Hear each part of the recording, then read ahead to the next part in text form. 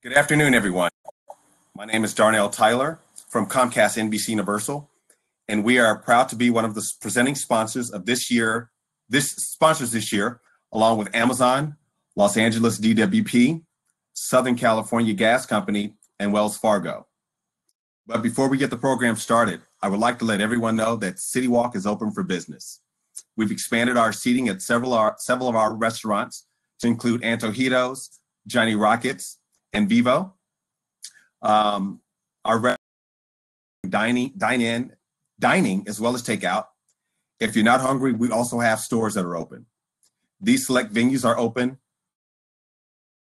until 8 p.m. daily. We're also offering complimentary parking. But on top of that, we're also following all of the safety protocols, cleaning and sanitation stations. We continue to work with health and government authorities and look forward to reopening Universal Studios Hollywood real soon with your help. Would also like to let you know that production is slowly returning to the lot. We currently have about 9 productions that are either returned or will be returning soon. Again, we are following all the safety protocols. Now I would like to take this opportunity to thank our other sponsors for today's event. These sponsors include Film LA, Clear Channel Outdoor, Sorrell Associates, Hollywood Burbank Airport, Los Angeles Daily News, and Microsoft. We would like to thank all of our other sponsors for today's event. You can see a list of these sponsors by clicking on the Side Sponsors tab.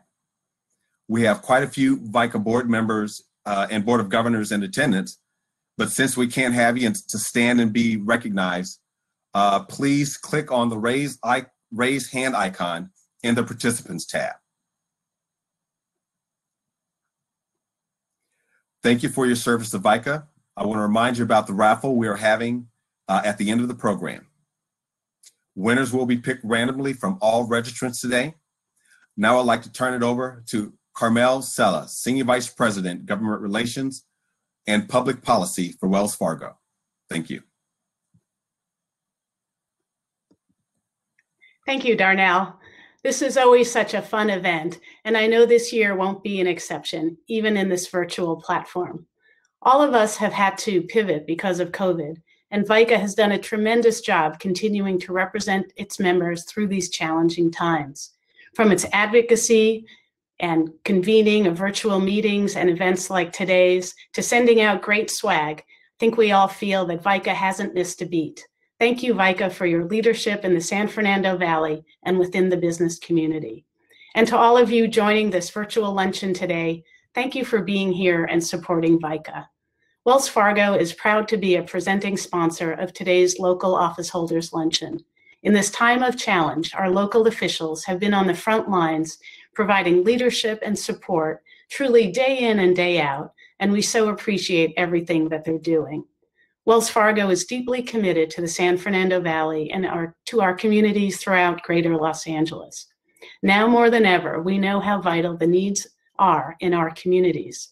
Wells Fargo has been working to meet the challenges faced by vulnerable individuals, families, and small businesses. Nationally, we're donating $175 million to support economic recovery for communities and vulnerable populations affected by COVID-19 across the country. And locally, we have provided more than $9 million in grants and charitable donations to support relief and recovery efforts. These grants support the great work of dedicated nonprofits in the San Fernando Valley, such as the Valley Economic Alliance, LA Family Housing, and CSUN's David Nazarian College of Business and Economics, whose students are providing assistance to San Fernando Valley-based small businesses dealing with the economic fallout of the pandemic. And to further support small businesses, Wells Fargo is making an additional donation of approximately $400 million, the cumulative total in gross proceeds from the Paycheck Protection Program, through our Open for Business Fund, which will offer capital, training, and long-term recovery support to small businesses across the country who are working so hard to overcome the pandemic, and will be emphasizing racially and ethnically diverse-owned businesses. With all our work in support of communities, we're grateful to leaders such as VICA and the local officials here today. Now it's my pleasure to introduce the people you are all here to see, our elected officials. As I read off the list of names, feel free to send emojis. From Los Angeles County, County Supervisor Catherine Barger, County Supervisor Mark Ridley Thomas, County Assessor Jeffrey Prang. From the City of Burbank, Mayor Sharon Springer. From the City of Calabasas, Mayor Alicia Weintraub, Councilmember Fred Gaines, and Councilmember David Shapiro. From the City of Glendale, Councilmember Ara Najarian. From the City of Los Angeles, Mayor Eric Garcetti, City Attorney Mike Fuhr, Controller Ron Galperin, Council President Nuri Martinez, and her colleagues on the City Council, Councilmember Bob Blumenfield, Councilmember Paul Koretz, Councilmember Paul Krikorian, Councilmember John Lee, Councilmember David Rue, and Councilmember-elect Kevin DeLeon. From the City of San Fernando, Councilmember Sylvia Ballin. From the City of Santa Clarita, we have longtime friend of VICA, Mayor Cameron Smythe. From the Los Angeles Community College District Trustees, Board President Andra Hoffman, Board Vice President Steve Veras. And from the LAUSD School Board, we have board members Kelly Gonez and Nick Melvoin. And we've also been joined by Kevin James from Mayor Garcetti's office. Thank you all for joining VICA today and making today's event such a success. The local office holders luncheon is such an outstanding and signature VICA event. I appreciate how many local office holders attend each year, and the ongoing support of VICA sponsors is truly impressive. Let me now turn the program over to our other presenting sponsor, Cameron Onuma from Amazon, and one of our networking sponsors, Aaron Green from Afriat Consulting, and VICA Chair Brad Rosenheim from Rosenheim and Associates. Thank you. Good afternoon, everyone. My name is Cameron Onuma. I am with Amazon, and we are proud to be presenting sponsors of today's local office holders luncheon. Carmel, thank you for welcoming us today. Aaron and Brad and I look forward to working with you today during the Q&A portion of the event. We will be asking the questions and bringing elected officials up to the virtual stage. Now, we have a lot of elected officials here today and many people who need to get back to work. So let's get started. Here are the ground rules. VICA will pose a question to each office holder and they will each have a short time to respond. I am told that if you take too long, Stuart will jump on screen with his cowbell, and none of us want that to happen. Let me remind everyone that today's comments are on the record, as we have news reporters in attendance. So let's get started. It is my honor and to introduce to this organization and bring to the virtual stage the chair of the Los Angeles County Board of Supervisors, Supervisor Catherine Barger.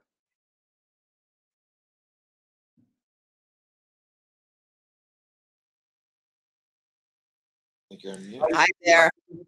How are you? I don't want that bell. So. Well, let's jump right in. Supervisor Barger, you have been the face of Los Angeles County as chair of the Board of Supervisors during the COVID-19 pandemic. What has been done and what more can be done to help the business community as the county continues to combat this virus? Yeah, well, first, thank you to VICA for being such an incredible partner during this really challenging time. While not all the votes by the Board of Supervisors go the direction VICA supports, and you will hear that from Stuart, I know that your hard work and representation of the business community has been incredibly valuable in terms of keeping our finger on the pulse. As you know, the Department of Public Health has established necessary protocols to ensure we slow the spread of this virus, and we are being successful. I've made it my commitment to develop plans for the recovery for our communities and for our economy. The county's roadmap for recovery was designed to address how we would reopen as the public health orders relaxed and industries could resume operation. The effort helped us shift from safer at home to safer at work and safer in our communities, centering on reopening, recovery, reinvention, resurgence, and resiliency. Creating the Economic Resiliency Task Force was the key. It brought together the Board of Supervisors and leaders from 13 sectors to address the challenges facing our diverse economy and the communities in Los Angeles County.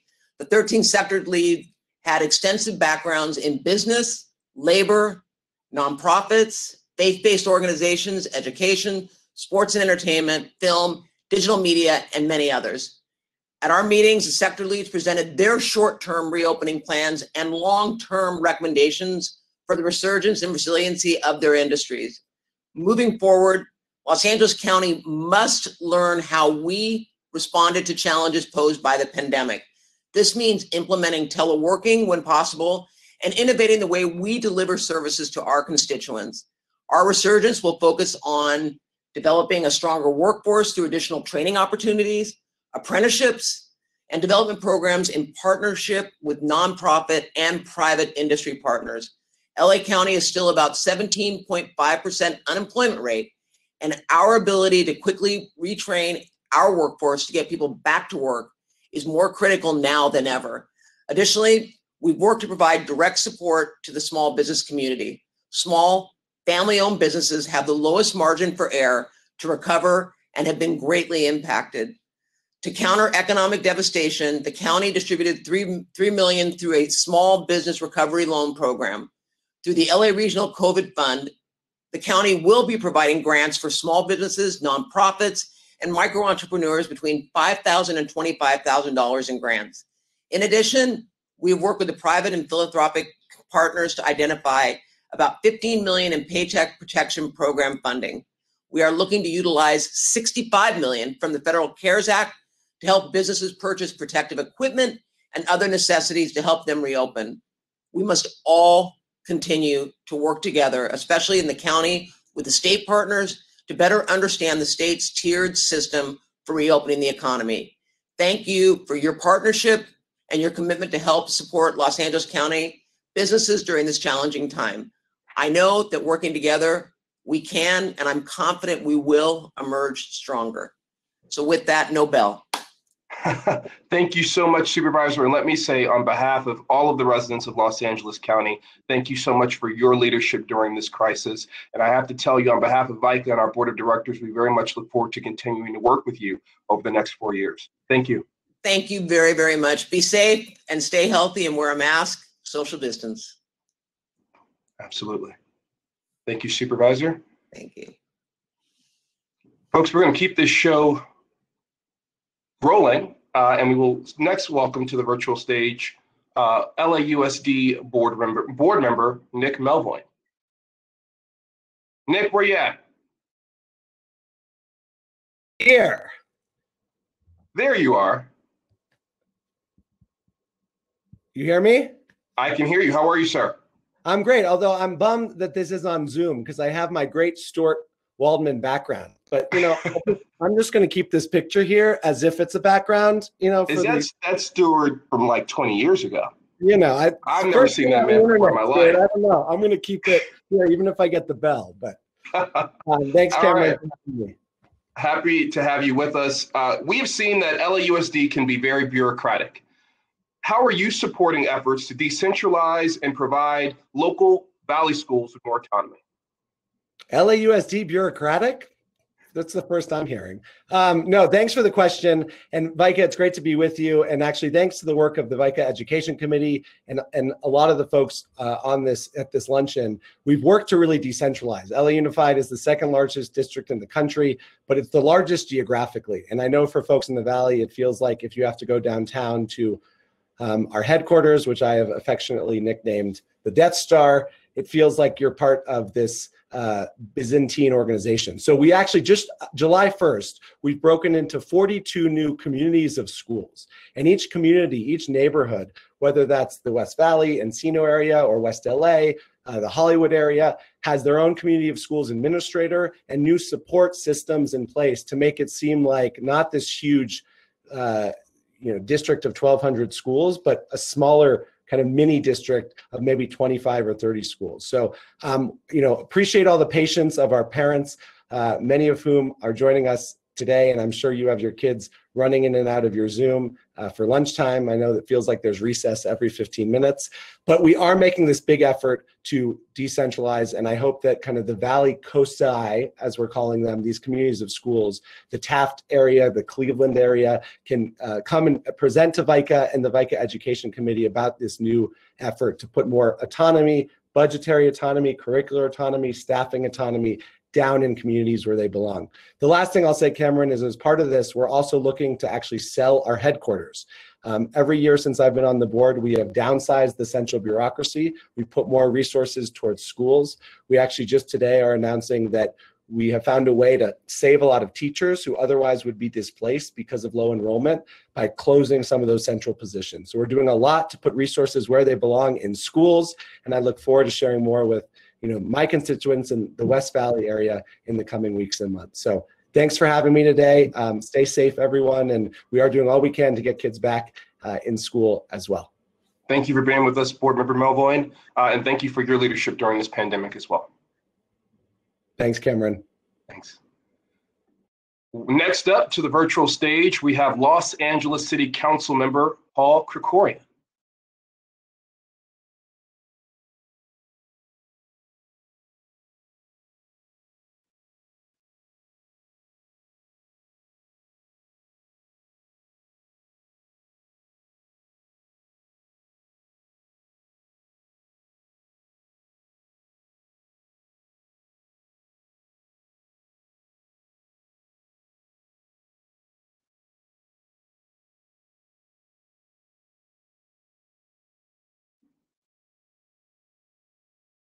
We're actually going to change plans. We do not have the council member. We actually have one of my favorites, Los Angeles City Controller Ron Galperin, twice in 1 week. Lucky me, Mr. Controller. How are you? Well, lucky me. I am thankfully doing well. And since Nick Melvoin showed off his photo of Stuart Waldman that he keeps near and dear to him, here is mine of you. So you don't feel left out. You are a kind guy. You are a kind guy. Last time I saw you was in Washington, and I know you've been working really hard and been one of the key leaders during the pandemic. And so thank you for everything you've done over the last couple of months. We have a question for you. From your perspective, what are some of the concrete steps the city can take to create more contracting opportunities for local businesses, especially small businesses from the San Fernando Valley? Well, it's great to be with you, and I love this Remo platform, by the way, so kudos to everybody at VICA and for you hosting this. And these are challenging times for all of our cities and our county, every government level, but it's also an opportunity, and really an opportunity to look at how do we create much greater equity and greater opportunity for everybody, and particularly to small businesses and also to businesses that are really reflective of the full diversity that is our city.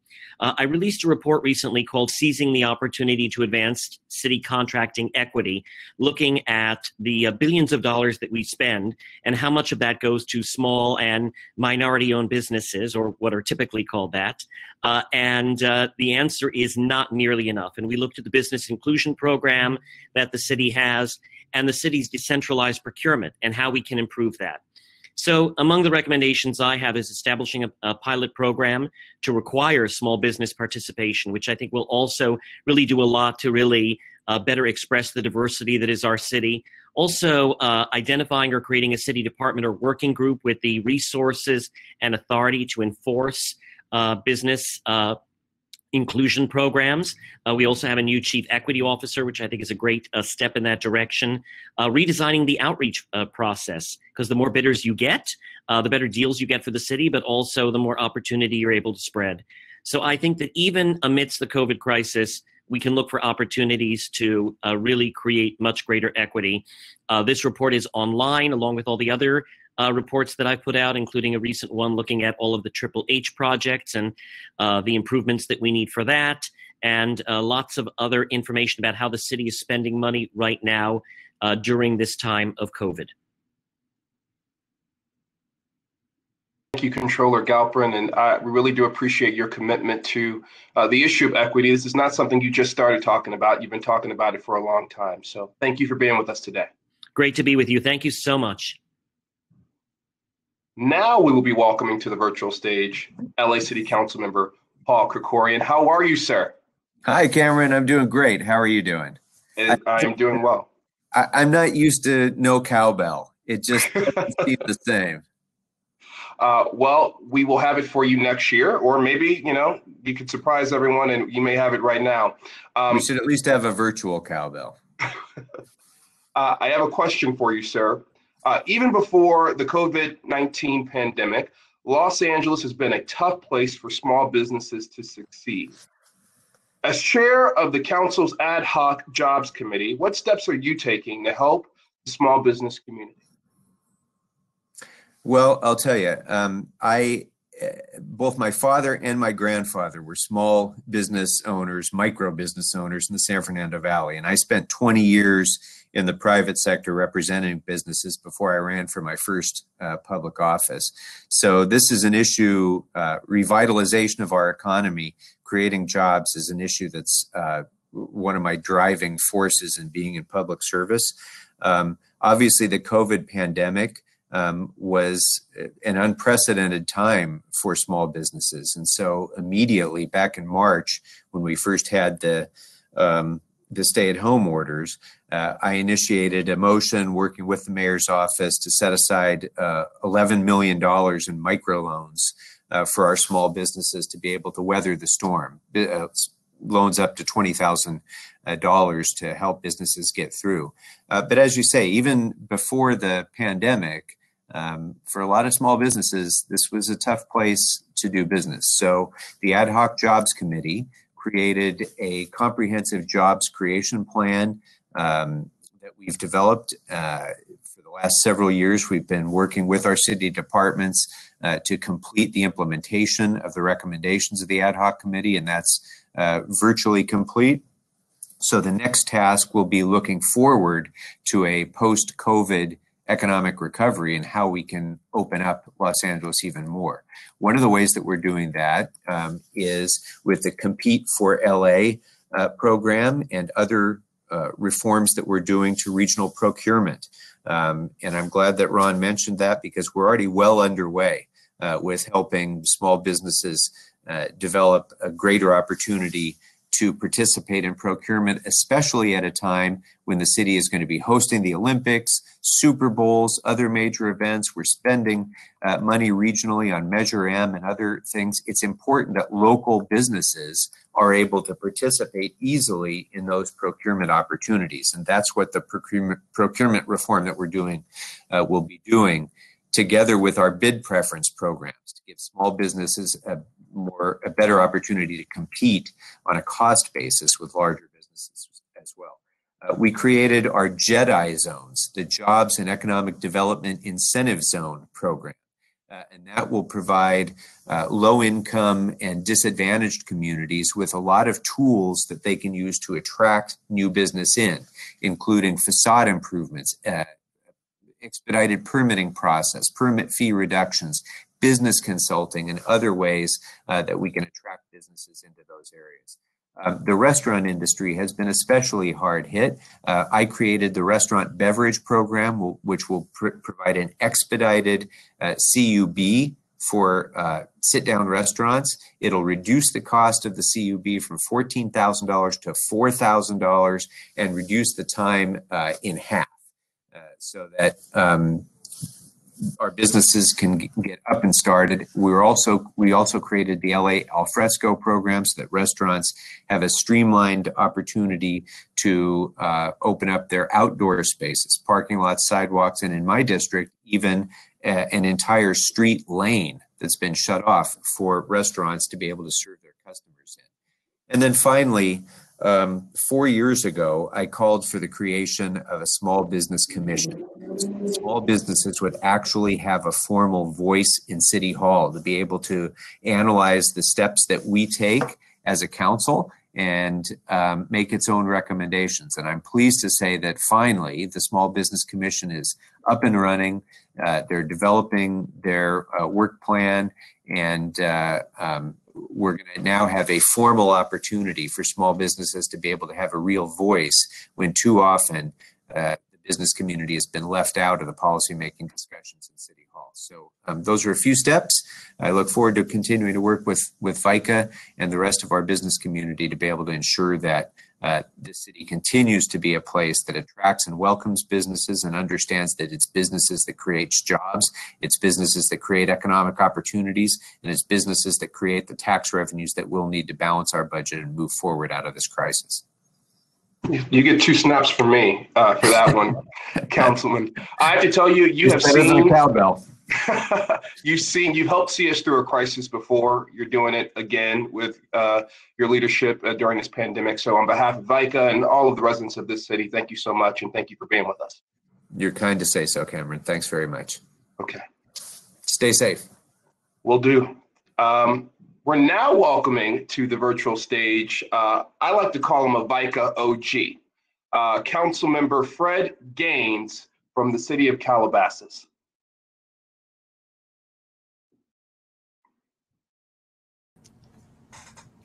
Hi, everybody. Hi, Fred. How are you? I'm good. I am loving the VICA socks. They're pretty nice. This is the best VICA gift ever. I love it. I would be wearing them, but I haven't put socks on in a couple of months. Well, thank you for being with us. Former chair of VICA, active participant, always great to see you. And we have a question for you. You will certainly be missed as a member of the Calabasas City Council. What would you say is your biggest accomplishment during your time on the council, and what would you like to see the council take on in the future? Well, thank you very much, and thank you to VICA. The support of the business community throughout my time in public office has been great, and I really, really appreciate it. You know, I don't know what to say about accomplishments. I mean, one of the things I'm most proud of, I mean, I've been on the council for 10 years. Before that, 13 years on our library commission, our city civic center committee, was the building of our library and our civic center, the building of our new bridge at Lost Hills, improvements at our parks, you know, keeping those kinds of public improvements, building a community that's beautiful and that runs well and that's energy efficient. And those are things that I probably am most proud of. You know, in terms of looking forward, I really hope that this time that we're in is one that leads local officials to, and hopefully our residents, to a place where they're looking more holistically at what we're doing. I now certainly have an even better understanding of what it means when a constituent asks for something, when people, you know, are concerned about their community, often in a very NIMBY way, good people, thoughtful people, but that, you know, will tell you their biggest concern is that it's going to add traffic or noise. And you want to turn to them and say, hey, we have to deal with poverty. We have, even in Calabasas, we need to deal with how do we create an equal society? How do we make sure everyone has health care? Until we do those things, which include building housing, which means maybe we need to look beyond some of the NIMBY issues to the greater issues. And our local officials need to be able to say, in the face of people that are saying, I'm going to throw you out of office if you vote to approve this, that there are some bigger goals here. And I think maybe coming out of this crisis, people are ready to hear that and to follow that and to participate in that kind of a new era of looking at problems, even from the little teeny community of Calabasas and other communities throughout the area. So that's my hope going forward, for not only for Calabasas, but for all of our local officials. Thank you. Councilman, I don't know how this event is going to be the same without Councilmember Fred Gaines with us in the future, but I have to tell you, you have had quite the impact on your city and on this organization. And those of us who have come into it really have learned from your leadership and your commitment. So on behalf of this organization, thank you so much. Thank you. Next in the program, I have a real personal privilege and honor to welcome to the virtual stage the president of the Los Angeles City Council, Mary Martinez.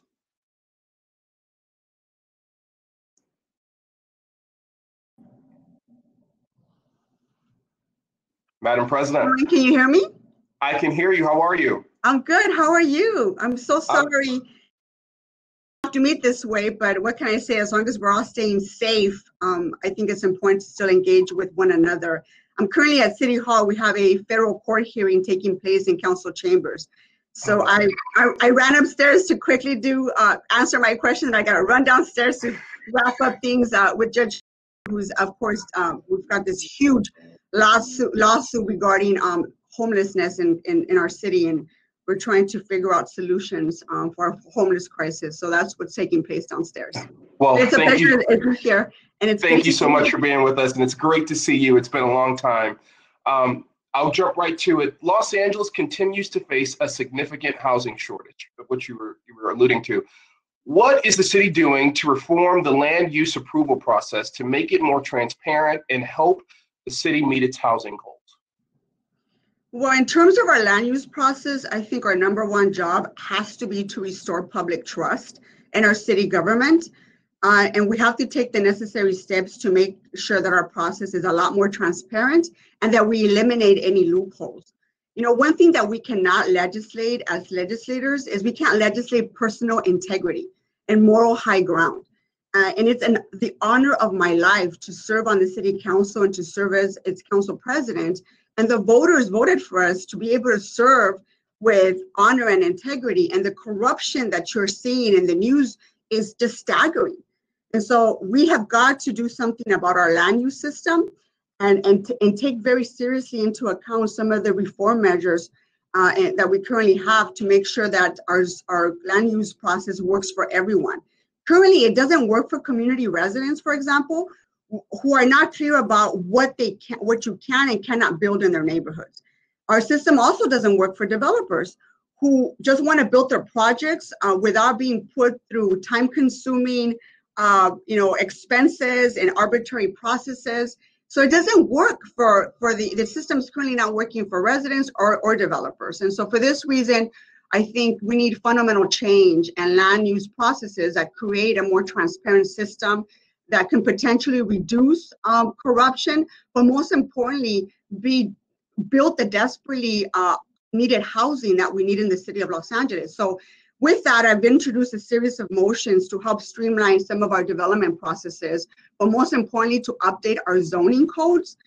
Our outdated zoning codes make it necessary for some of our projects to seek entitlements to, diverge from our established zoning. And a lot of this responsibility and decision-making falls in the hands of city council members who have, land use decision. And so this, I think some of the biggest victims to our outdated zoning code is housing. Some of our richest communities, it's almost impossible to build the needed housing that we need. So it's important to be able to update the necessary zoning codes, but I can't do that alone. I mean, some of my motions I've introduced, I'm going to be seeking input from not only residents, but from the business community to help shape what this is going to look like. We need a broader coalition of folks who understand this and can talk about their personal experiences and what needs to get fixed. So I'm looking for input. I will be reaching out to VICA in the near future so that we can put a diverse coalition of folks that can really help us think through this, because it's much needed. It's a much needed update, and we need to do it to ensure that we are transparent and that we can actually gain the public trust once again, because I think that's desperately needed in our city. Thank you for that, President Martinez. And I have to tell you that when the story is written, Nuri Martinez's leadership in the year of 2020 is going to go down as really monumental. And it's been a tough time, but you have led with grace and with poise, and you've always been accessible to the business community and to constituents. And so thank you so much on behalf of our city and on behalf of VICA. We really appreciate you being with us today. And I know you got work downstairs, so I won't keep you too long. I appreciate your kind words, Cameron. It's definitely trying times for all of us, and we have to figure out how to pull ourselves out of this together. And we can't do it without the business community, and I recognize that. But it's definitely challenging times, but Los Angeles is going to lead, and we're going to be able to do that together. So I appreciate you. Thank you for having me. We appreciate I'm going to run downstairs to finish my work. I'll see you guys later. Thank you. Bye-bye. And we're going to stick with members of the Los Angeles City Council. Our next guest, who will be coming on up to the virtual stage, is Councilmember David Ryu, representing the 4th District.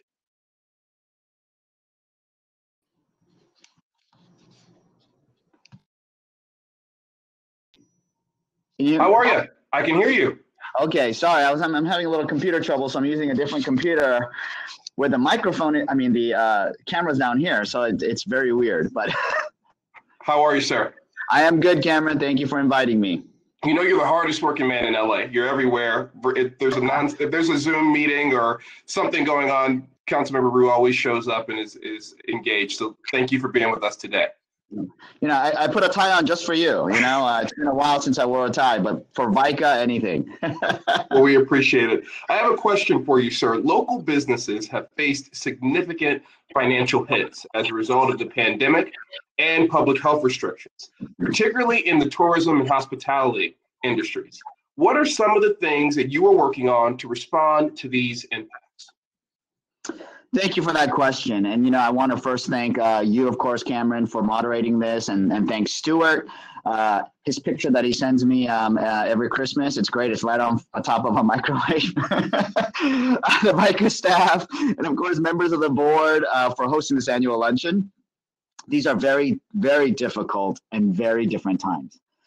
And I don't think any of us ever imagined that having this luncheon by video conference was going to happen, and we are unfortunate that we are going to miss the Steve Nissen jokes and his MC skills that we normally have, but meaningful collaboration and dialogue between local elected officials and our business community is more important than ever.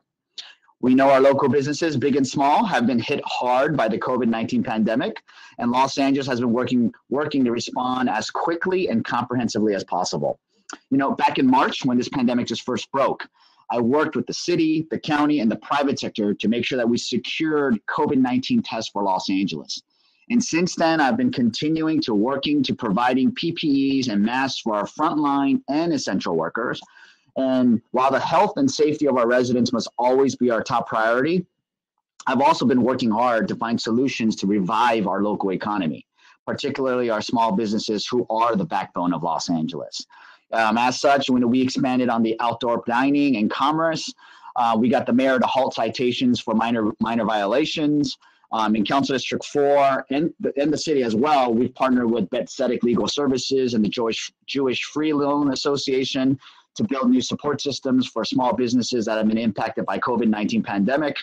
We're also working on hosting a series of small business resource webinars with Bethesda to help small business owners connect directly with legal aid and assistance. And we've also partnered with, like I said, the Jewish Free Loan to launch a no-fee zero interest loan for Council District 4 businesses. And these are some of the direct business initiatives that I've been working on. But I'm also looking into this pandemic broadly and how we'd respond at scale, which is why I've introduced legislation to establish a local wage replacement or paycheck subsidy program for small businesses. We would use up to $100 million in the CARE Act monies to help struggling businesses during COVID to hire back employees. This program would be similar to our federal Paycheck Protection Program, but would be specific to the business community here in the city of Los Angeles. This program will provide money to particularly small businesses to keep their employees on payroll and to avoid layoffs that both hurt businesses, employees, and their families. More importantly, it will help offset the small business payroll costs and therefore reducing the overall operating cost and their bottom line. So I'm looking forward to this motion being heard and being approved in committee so we can get to work on providing real and measurable relief to our local businesses. Second, I think you just had Council President Martinez, where we're both working on establishing a wage replacement program for low-income workers hit by COVID. You know, because workers should not be faced by choosing between their health or putting food on the table. So employees who do have COVID or who get COVID should be able to stay at home when they're sick and in return, prevent the spread of COVID. And finally, If there has been one silver lining in all of this, it has been the environmental benefits we have seen as a result of fewer vehicles on our roads. To that end, I've introduced legislation which has been recently approved by the City Council that will analyze the economic impacts of greenhouse gas emissions in our city and start to look at incentives that the city can provide to private sector to continue to adopt telecommuting and remote work options for their employees. You know, according to the Physicians for Social Responsibility, almost a decade ago, air pollution related costs in Los Angeles were nearly $22 billion. And the number today is much likely to be greater. So there's so much more to say, and there's so much more that the City Council is working on to assist Angelenos during this time. But I do want to thank you for letting me speak today with you, and I look forward to working with you in the coming weeks, months, and years. We look forward to working with you, sir. It is always a pleasure, and thank you so much for being with us today. I know you, again, you're the hardest working man, so I know you got something else to do, but we really do appreciate you taking the time. Thank you, Cameron. I'm also at City Hall right now because of the Judge Carter. so thank you for that, Cameron. Okay, we'll talk soon, sir. Thank you. Next, I want to welcome up to our virtual stage the LACC board member, Mr. Steve Veras. Hey, Cameron. Hi, Steve. How are you? Very good. Thank you. Classes have officially begun online for about a month now. What are some of the opportunities you're seeing with this new virtual platform for instruction? Yeah, you know, it's been an interesting experience for us. We actually went online in the spring semester. We sort of shut down during spring break and retooled, retrained, and launched mid-session. You know, prior to the shutdown, only about 18% of LA Community College District's courses were in a distance education format. So for us to completely move to a new platform, we got more than 90% of our classes online and working. There's a handful of harder to convert classes that are typically career technical education that we've been working through the summer and the fall semester or fall session, I should say, to get those converted. I'd like to say that you know, it's been a great leap for us to go from a situation where we're not remote and we've been in a traditional setting for the vast majority of our work. The faculty have been very flexible with us and have worked really well to get things going. I want to give an example of something that's been you know, never thought to be an online experience, and that's what happens in STEM and lab science classes. You know, essentially each of our colleges evaluated, procured software, and worked with faculty to figure out how lab skills can actually now take place in a virtual setting. So that's really fabulous and important. Student services, counseling, tutoring are also online, and we're learning no one likes to wait in lines, whether it's virtual or in person. So the need to get flexible with response needs are there. You know, many of you who have children in K through 12, and certainly those that are going through the higher education, you've learned a couple of new language, part of our regular syntax here, and that's synchronous and asynchronous learning. And of course, you know, we're assessing and evaluating, you know, which works. Some students really need that real-time interaction and engagement, and we certainly provide that with virtual classes at set times. But then there's also other students who, you know, really struggle with quiet time in their households. Sometimes they're competing with internet bandwidth and would much rather prefer to be able to work on their own. And so those are now options that are also offered. Like LAUSD, we're all working to close the gap of internet connectivity. This work we believe actually has impacts beyond the classroom and will be important for our civil society. And I firmly believe this experience has really impacted the future of higher education permanently. Virtual options for students will continue to improve, and we must constantly engage in the process of refining our support for students that either in the future don't come to campus by choice, or if we have to continue to do this by mandate. I'll end with this. You know, I hope this experience triggers a really desperately needed dialogue about the cost and value of the degrees and programs we all offer at all levels of higher education. frankly, prior to COVID, student debt was crippling our nation's younger workforce, and that frankly needs to end. I hope that this online approach and distance education approach gives us an opportunity to really reel in the cost of what education has been levying off to our students here. And and I think that's a lot to learn, lots more work to do, and we're really excited about the progress we've made, but still can learn from it and still getting feedback, and obviously can use all of your help out there to understand what's the best way to prepare our future's workforce. Well, thank you, board member. And I have to tell you, I think you won the award for best light setup. I mean, as someone who struggles to get the light right, you've done a fantastic job. Always good to see you. It's all about standing sometimes, Cam. You can't sit all day. Maybe that's it. Good to see you. Thank you for being with us. All right. Thank you very much. Folks, on behalf of my company, Amazon and Amazon Web Services, it has really been an honor for me to be a part of this program today as MC, and I'm now going to pass it over to another one of our MCs for this afternoon, Mr. Aaron Green, the president of the AFRIAC Consulting Group.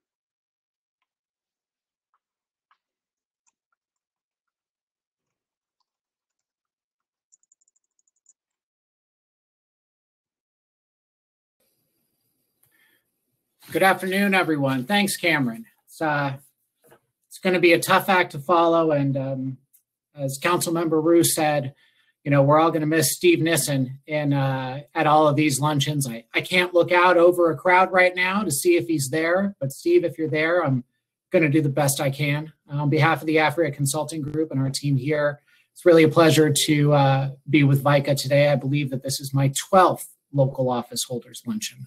So thank you, and thank you to all who are supporting VICA today.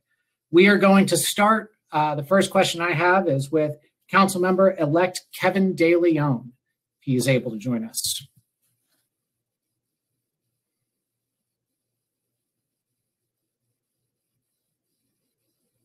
Hey, Aaron.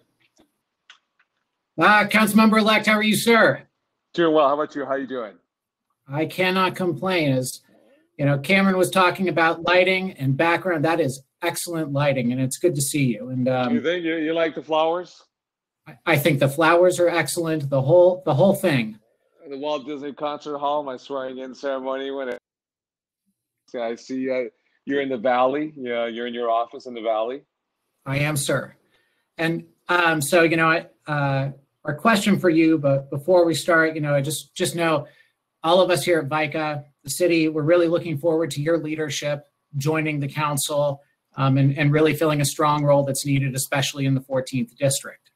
So the COVID-19 pandemic has plunged many individuals, businesses, and the economy into a state of distress. How do you see your push for clean and renewable energy working with the efforts to revitalize our economy? And how can businesses outside of the clean energy space take advantage of the momentum behind the clean and renewable energy movement? Well, Aaron, a couple of things. One is thank you very much for the question. I want to give a very special thank you, shout out to Stuart for his incredible leadership. To all the members of VICA, I want to thank you very much for giving me an opportunity to share a few thoughts with all of you. VICA has always been so kind to me throughout the years, from my days not just in the Senate, but when I began in the Assembly. So I've always enjoyed these events where we do with Steve Nissen over at Universal, and we're doing it now, virtually. But I can't wait to see all of you, hopefully sometime soon. Aaron, this is an extraordinary time in our city's history. But I do believe that extraordinary times call for extraordinary action at the same time. This is unlike anything we have ever, not witnessed before, but anything we have ever experienced before. Now, I want to put this in context because oftentimes when there's a calamity of some sort, folks may, generationally, the greatest generation that endured World War II, then subsequently the Cold War, I want to put this in context because what is happening today in our nation, in our state, in our county and city, it goes beyond warlike conditions. We were in Iraq as well as Afghanistan. And they may not have felt that we were at war, but officially we were at war. Now, I want to put this in context because even when we were in Afghanistan and Iraq, we didn't have the high unemployment, the underemployment. We didn't have kids, not going to K through 12 schools. We didn't have our university campuses, UCs, our Cal States, our private independent, institutions closed down, shelter in place. So this is worse than warlike conditions. What we're enduring today, shelter in place edict due to the pandemic, the global pandemic of coronavirus. And that's why I believe that, it calls for extraordinary action. Now, obviously, our air quality index, our AQI, has been among the worst in our city's history. In fact, we've had some of the worst air quality anywhere on this planet because of the wildfires, because of the extreme heat weather patterns. And this may be the new. And that's why I believe that a growing economy and climate policy towards clean, renewable energy is not exclusive of each other. In fact, I strongly believe that it is inclusive, incompatible with each other. We just don't need any more proof positive than what is happening today. I had the opportunity to go down the 210 freeway yesterday, adjacent to Arcadia, Monrovia, Sierra Madre, and then Pasadena. It was unlike anything I've ever seen before. I got home to Highland Park, and their quality relatively was, better than the San Gabriel Basin, but I had never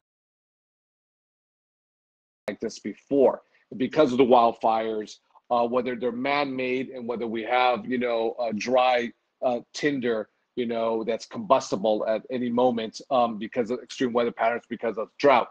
Therefore, as you all know, I'm the author of Senate Bill 100 that puts California on a pathway to 100% clean, renewable, zero carbon energy by our grids. That means for us, that is LADWP, the largest municipally owned utility in the country. That also means up north, PG&E, and Southern California, Edison, and down south from us, Sempra Energy, that being, San Diego Gas Electric. We have to decarbonize our grid.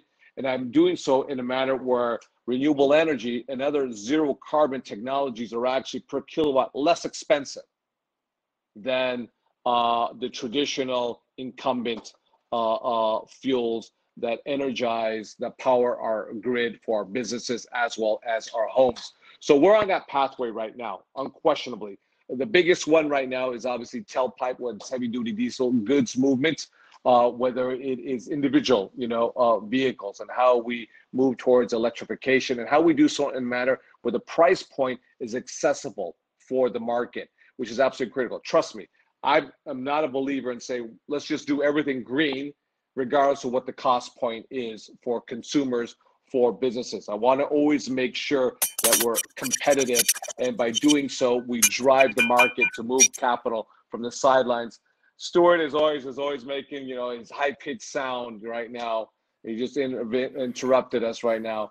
But you want to make sure that we can drive policies that bring the private capital off the sidelines, that catalyze the new technologies that are necessary. Listen, San Fernando Valley is always, Woodland Hills is the hottest spot in the city of LA. And we don't want to get to a point because of quality of life. For those who have HVAC systems, in businesses and homes, we churn it up more so because we're dying hellaciously because it's so hot, and at the same time, we're burning more carbon. So it becomes a sort of a circular, if you will, cyclical pathway to no end. So I do believe strongly that for our businesses, small and medium, primarily, a lot of the large businesses, Amazon, Walmart, Apple and others, are they already on a pathway to decarbonizing their energy sources, UPS, FedEx, and so forth, with the large fleets that they have, converting from clean natural gas, CNG, which is a misnomer, but to electric vehicles. But the small mom and pops, the medium-sized business will absolutely be critical. And as your future council member, and just because geographically I'm in City 14, I care deeply about all you guys in the Valley because you guys have been so good to me. I want to move policies that are thoughtful, that are intelligent, that are inclusive, but also receive the feedback that's critical as we move towards a more 100% less dependency on foreign fossil fuels and lower the price per point kilowatt for our consumers as well as our residents. Perfect. And Councilman, I know we are really looking forward to you. Council member elect. Sorry. Not a council member yet Sorry. officially. We'll just go with Kevin. I don't want city ethics or the city attorney to get upset with me or anything like that. Well, thank you so much for joining us today, and we look forward to working with you. No, thank you. Thank you for the opportunity. Thank you. And to all of my good friends in San Fernando Valley and VICA, let's work together. I look forward to it. And next, I have the pleasure of introducing the Mayor of Burbank, Sharon Springer. And as she comes on board, I will say that this is a particular pleasure for me as the person who runs and president of a Burbank-based business. So I get to ask a question of my business's hometown mayor. As soon as she is able to pop up right here. I know this system can be a bit tricky as we're all getting used to it.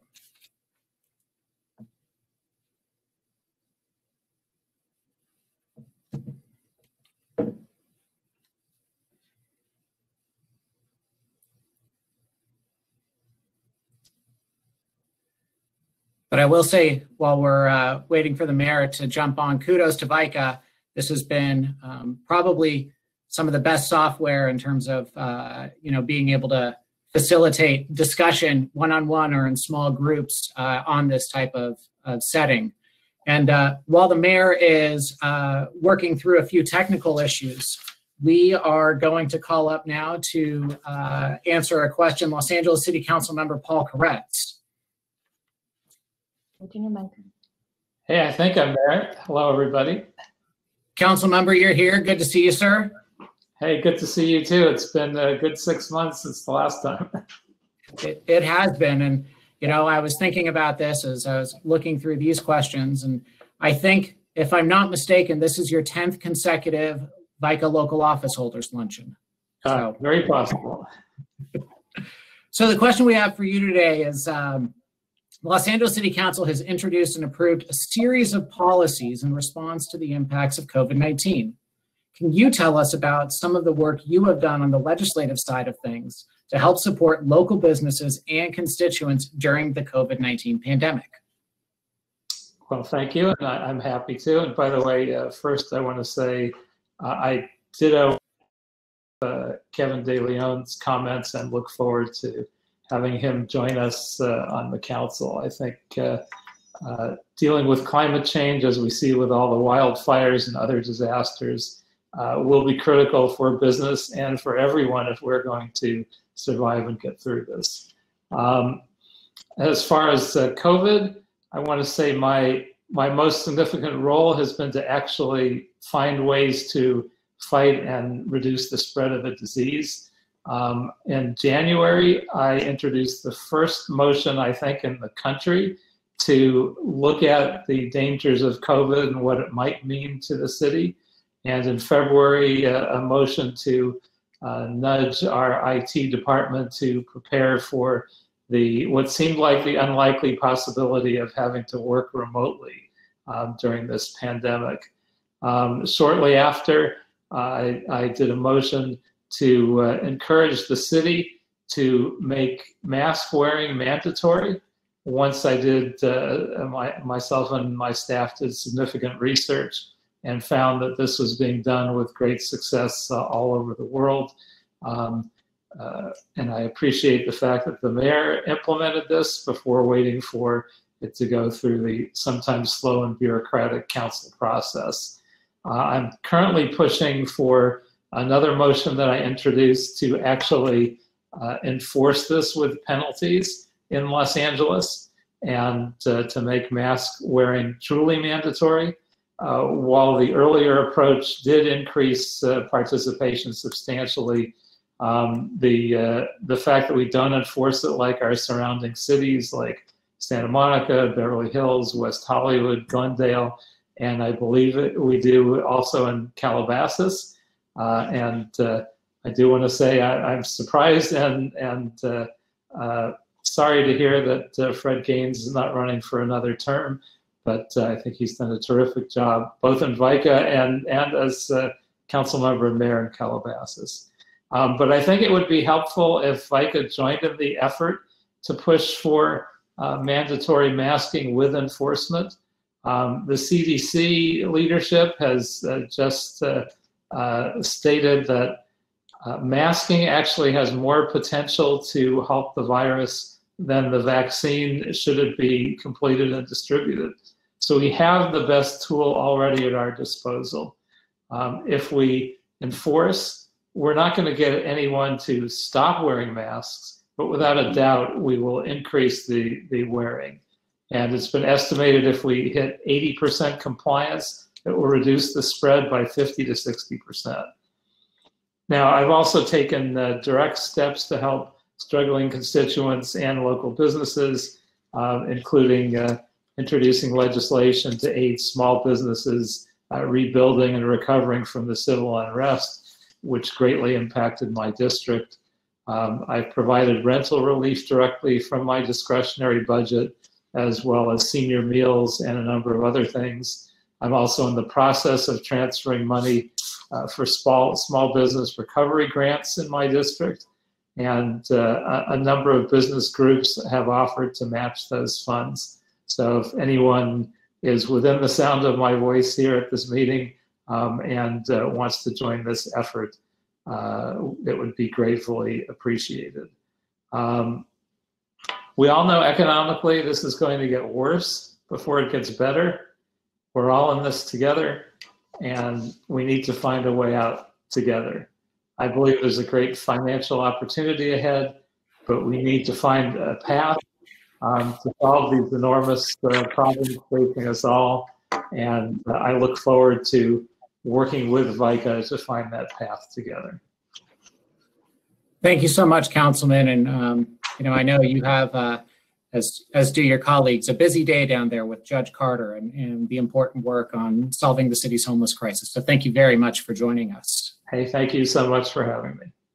You bet. And I think, with my fingers crossed, I am seeing Burbank Mayor Sharon Springer, her profile, joining us on the stage. So Mayor Springer, can you hear us? Can you see us? I do see that your icon is on mute.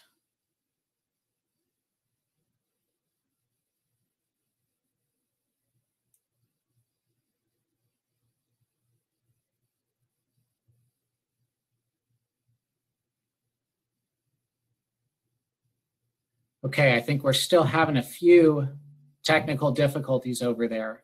But we are now, Mayor Springer, I think we've got you there. We can see you, we cannot hear you. But it looks like we're just about there.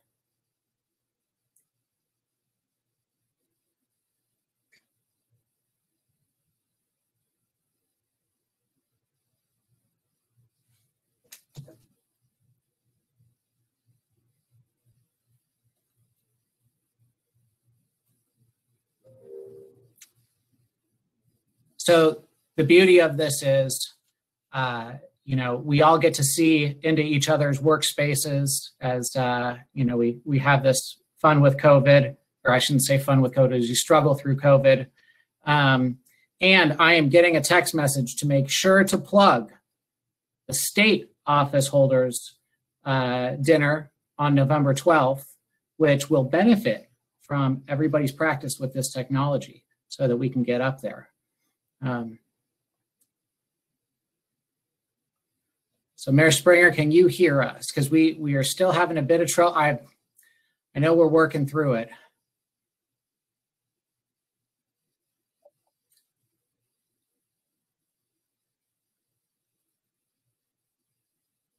So perhaps we'll come back, Mayor Springer, to you when we can get the mic working.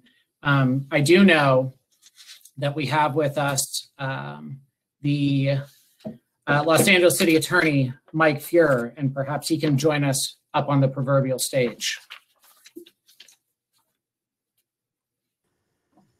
Hi, Aaron, how are you? I'm doing very well, sir. How are you? When I'm the technologically proficient one, we're all in trouble, but here we are. Good to see you. I'm sorry, sir? I said it's good to see you. It's good to see you too. You know, we don't all get to see each other in person these days. And so it's interesting how we get to establish new ways of connecting with one another, both professionally and sort of personally on some of these new technologies. It's new opportunities and new challenges. Sure. Because, I mean, for those of us who are Valley-based, we at least get to avoid the drive downtown from time to time. That's right. Congratulations for that. Well, we want to thank you. You know, you've been in elected office for quite some time, and as Angelinos, we really benefit from all of that experience that you bring to the city attorney's office. So, given that you've got this experience, Mr. City Attorney, what have you been up to since COVID-19 has begun, and how has this impacted your workload? Well, no, thanks, Aaron, for asking the question. And it's great to be with VICA, even in this socially distanced way. I want to say I'm really proud of the fact that I think our office has been, if not the leading public law firm in the country, one of the leading ones when it comes to a multidisciplinary effort on COVID. As soon as the pandemic erupted, our office began to take action. For example, we went after price gouging. We collaborated with Amazon because price gouging of necessities like masks and hand sanitizer and other keys was a huge concern. And Amazon worked with us because, as you might know, in order for us to effectively prosecute, we had to know what the price was before the pandemic and had to be able to identify third-party sellers, neither of which was apparent by looking online. Amazon worked with us, and in our combination of internet-focused price gouging work and working with LAPD on brick and mortar stores made a huge impact. We worked on several different levels because we're prosecuting. We also distributed many dozens of cease and desist letters. LAPD did that and immediately found compliance. And that's what we want, is we wanted to get the situation under control quickly so our residents and businesses could get the equipment we need. Then we went after fake test kits and fake cures and preventions, a huge issue. And I said to our office, you know, when we focus on consumer protection, this is really at the intersection of public health and consumer protection. So it made it particularly important. And we made some national news when we went after companies that were purveying what we said were fake test kits. We brought lawsuit after lawsuit. We've resolved several of them already very quickly. We also went after other elements, like a company that was advertising vitamins as a prevention or a cure, a company that was advertising radish paste, and so on. And I think our work had several different impacts, one of which was the intrinsic importance of making sure that products weren't sold that could in fact jeopardize people's health, but also I think we deterred others from doing the same thing. We formed a coronavirus task force with our district attorney, Jackie Lacey, and federal officials. We've been convening to work collaboratively on those issues. We decided to take these efforts to different levels though. For example, we know that victims of domestic abuse have been stuck at home with their abusers. We were alarmed when a few months ago the reporting of domestic violence and child abuse was declining, even as we suspected the incidents were increasing. And that's because people are trapped at home. So we created this program with the DA called Behind Closed Doors, and worked with the LA School District and the Grocers Association. We appreciate your members in the Grocers Association to disseminate information to people. For example, we knew that those people who were being abused might be able to go to get food at an LAUSD distribution center or to a grocery store. So it was there that we provided information that was very practical. For example, telling folks that you don't need to call 911, you can text 911 in a much less conspicuous way and be safe. We don't know if there's cause and effect, but in the immediate aftermath of this campaign, which we advertised widely, reports went up again, which to my mind, while on the one hand, we don't want to, of course, have any more abuse, the reports going up means that people were finding safety. we did something else. We partnered with Mayor Garcetti, because members of VICA and residents as well, small businesses and residents, need legal help and often couldn't afford it in the pandemic. And LA Represents was stood up with pro bono lawyers from across our region volunteering under the umbrella of this program to reach out to small businesses and residents and provide them the help they need. In the middle of everything else, consumer protection, legal advocacy, victims assistance, we also recognize that when the Trump administration and its officials referred to the pandemic as the Chinese flu, or worse, Kung flu and other words like that, that our Asian American neighbors were being targeted for hate incidents like never before. And so we convened a virtual town hall to focus on that issue, hate incidents targeting Asian Americans in the midst of the pandemic, to be sure that folks know that we are there for them, to deter wrongdoers from engaging in behavior because we're going to prosecute, and at the same time alert victims that they have a place to go. So I know that we have very limited time, but these are some examples in a wide array of efforts we've undertaken. I've wanted our office to be in the vanguard of protecting people's health and safety, and I think we've been doing an extraordinary job, along with, of course, enforcing the mayor's safer at home order. And when it comes to businesses, doing so in a way that is education first. So we're seeking compliance rather than to be punitive in the first instance. Well, sir, I know you said you think you're doing a good job. I can tell you many of us, all of us believe you are doing a good job, and that service to those who don't have necessarily the legal means to protect themselves. I know that goes back to your days at Betsetic. So thank you very much for your role. Thank you very much for your time today. Of course, Aaron, thank you. And thank you to VICA for being such an important advocate for businesses throughout our region. Look forward to continuing to work with you. But I just say really quickly, Aaron, just a half a second. Yeah. We also did a virtual town hall on how small business can benefit in the future as we try to help them recover from the pandemic. And I want to underscore, even though my office doesn't have budget authority or legislative authority, we're looking for ways to lift up our business community because we know that the economic development of our region hangs in the balance right now. Small businesses need to be able to subsist. That's what makes our area eclectic and vital. And larger businesses and the jobs that they create have never been more important. So I'd urge your members to turn to us. We can be creative and bold and innovative in how we help. Thanks very much. Really appreciate it. Thank you very much for the time today. And I'll next call up to the stage, and while he's coming up, this is Councilmember Bob Blumenfield, who I know many of us know for his service not only here on the City Council, but also in several other offices in the Assembly, and then when he worked as a staffer in Congress. He should be coming up just about any moment here.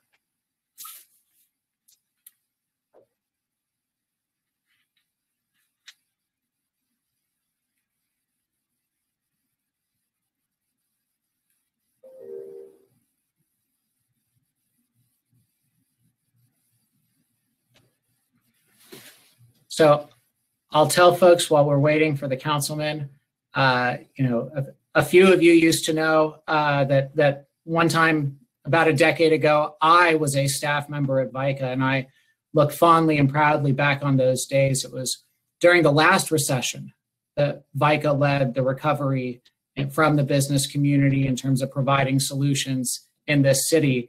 And right over my shoulder, there is a framed front page of the Los Angeles Daily News. VICA published a report called the VICA 50 for a Better Los Angeles. And I know VICA is proud to say that during that last recession, we had over half of those recommendations implemented. And I know VICA led the business community during the last recession, and it's been great to see VICA taking such a prominent lead during this recession at a time where we need it now more than ever. And I am now going to, Bob Blumenfield will be with us shortly. I have the privilege of welcoming to our virtual stage LAUSD board member Kelly Gonez.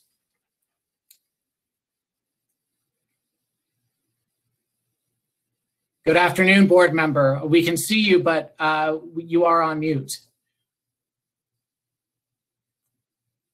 It's kind of down at the bottom of the screen usually. I apologize.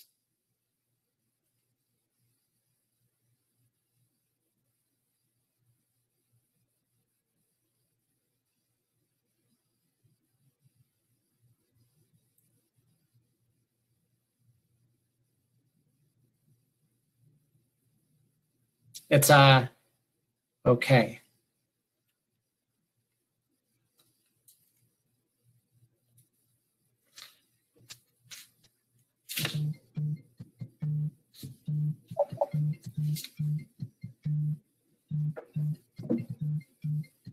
I would say chat amongst yourselves. That's what we would say at the normal VICA office holders luncheon.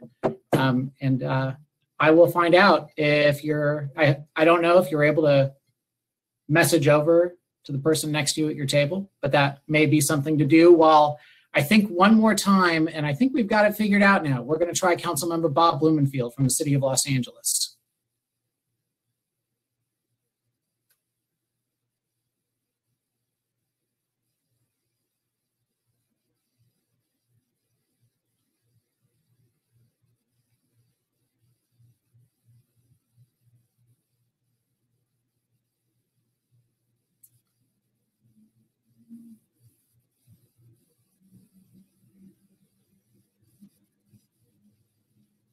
And for those of you who may not know, Councilmember Blumenfield had a birthday just a couple of days ago.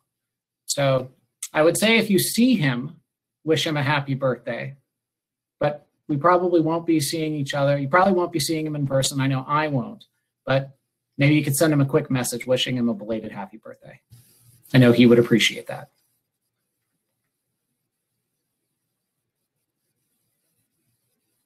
And while we're working through this, let's Board Member Gomez. Let's see if we can perhaps go back to Board Member Gomez.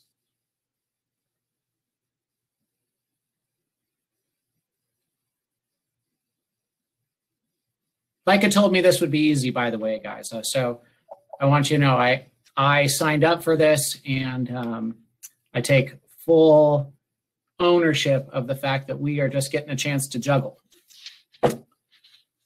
Right now, I do believe we have the privilege of having Mayor Eric Garcetti with us.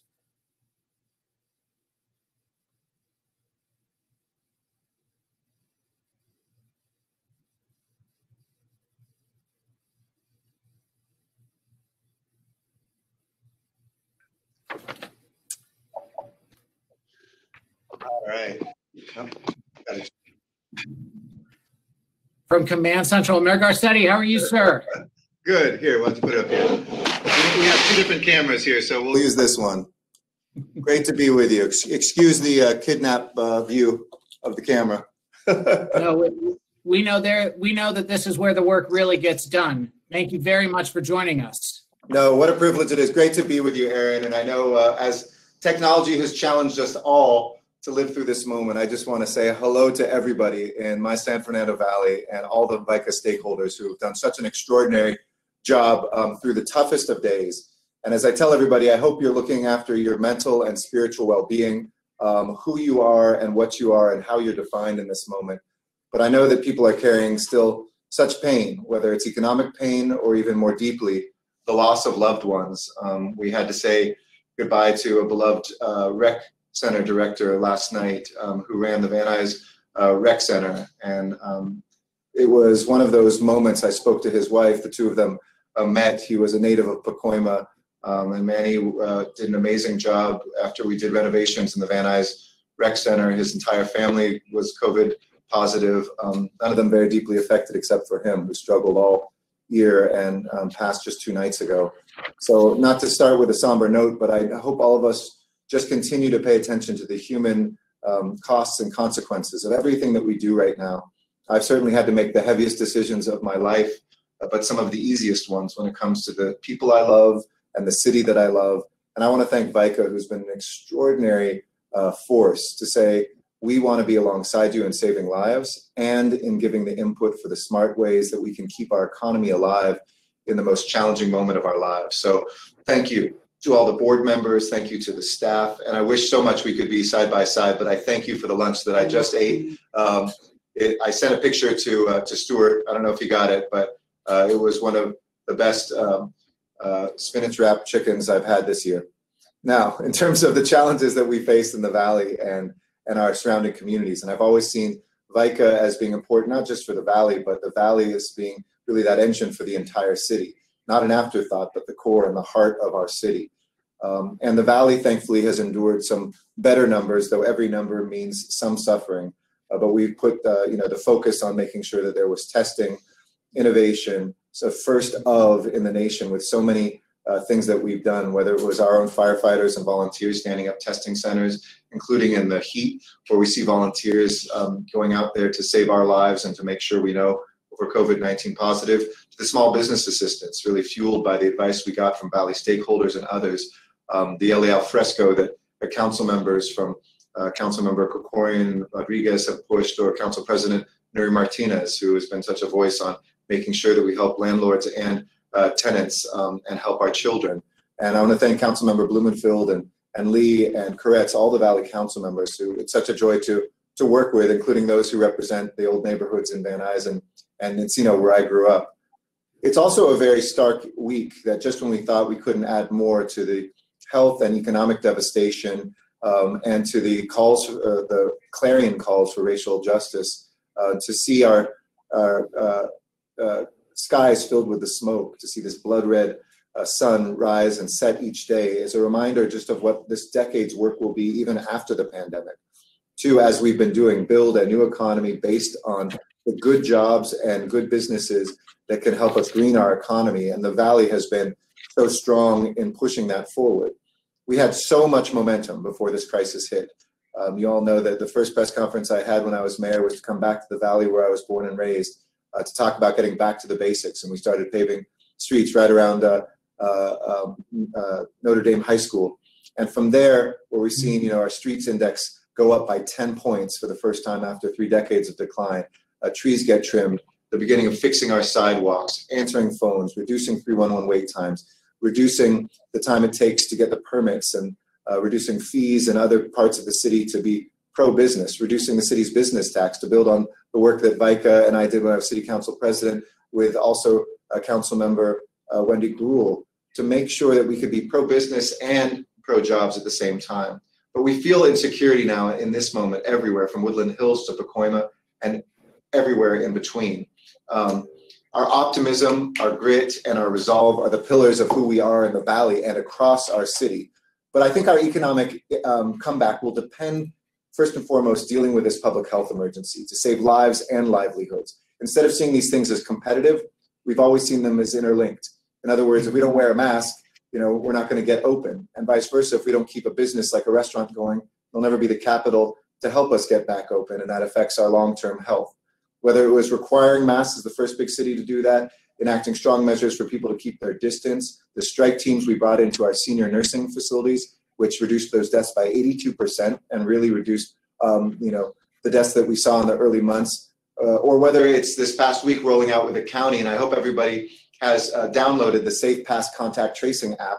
If you've already downloaded Citizen, it's very easy because it's made by the folks from Citizen. You don't have to trust government because we don't store any of the data. It just lets Bluetooth talk to Bluetooth for 2 weeks and gets rid of that data without any personal identified information. But if Aaron and I pass by each other, spend a minute talking, and he pops positive or I do, it just informs us without names that somebody we've been in contact with is positive and we should get a test.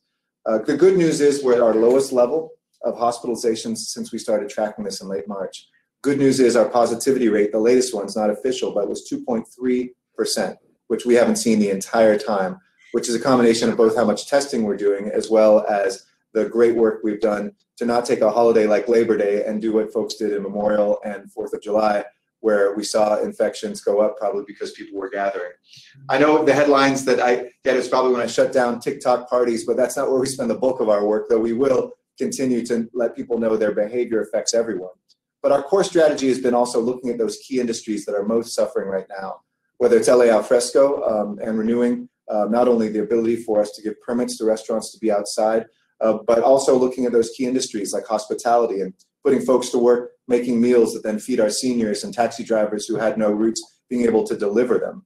But I rely on you because I know VICA believes in our city. And I'm so glad you brought up the VICA 50 from last time, because that was a big part of what we did together. And I was proud to carry a lot of that. But you all know, as I've said, the Valley is really the home that I started in, the Sherman Oaks Branch Library that I spend every afternoon in, the Encino Little League that I played out as a kid. And I still know a Valley that is the center of imagination and action and creativity, whether it's the backlots of Warner Brothers and Universal Studios that are getting back to work now, or Rocketdyne in Canoga Park, where they're hiring people and building the engines that reach to the stars. The Valley is Toolbox LA in Chatsworth, where we've worked closely with engineers and artists and makers, 3D printers to test their ideas and to bring them to life in the manufacturing capital of America. But it's not enough to be satisfied with a smart response to COVID-19. We have to take this moment to reimagine our future. And I hope that you will join with me in, if you put another VICA 50 together, on those visionary ideas. For instance, we're the #1 solar city in America, but we can't just have that be in the high desert. We need to distribute that here in our basin, which means rewiring our neighborhoods, helping our businesses and our residents be part of that. So if there's an earthquake or another disaster, we're not cut off, or fires, as we've seen, that can cut off people's electricity. Thankfully, LADWP controls our own fate, so we've been selling electricity back to the state during this crisis.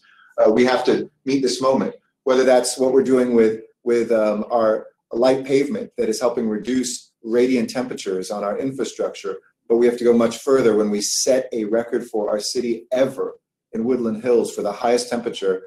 I know there are some leaders who would say that science doesn't know, but I'm pretty sure, as we heard from our governor, thermometers aren't Republican or Democrat. It's not a conspiracy of the deep state when we read 121 on a thermometer.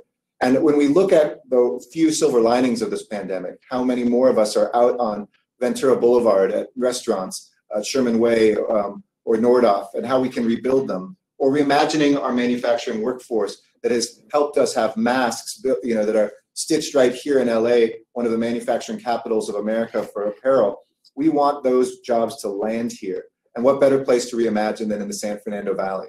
It's why I drove the games that skipped us in 1984 to the San Fernando Valley in 2028. And looking at our local teams and investments they will be announcing that they are making in the San Fernando Valley, these are opportunities for us to put a sports and entertainment capital for the next generation in our valley.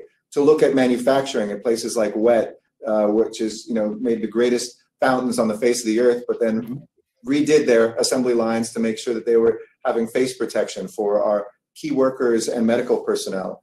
We have monumental challenges, but I know that we are able to rise to it. And so I just wanted to say thank you. I know you have 455 people speaking today from every small hamlet, district, and part of Los Angeles. But as the mayor of the biggest city in the Valley, I just want to thank again my colleagues on the city council, thank VICA, and the sky is the limit. I want to thank you for keeping in a very ununified moment nationally, the unity that we have and that will get us through this. God bless everybody out there. As I say each night when I sign off, strength and love to each one of you and to yours, and let me know what we can do to help. Thank you.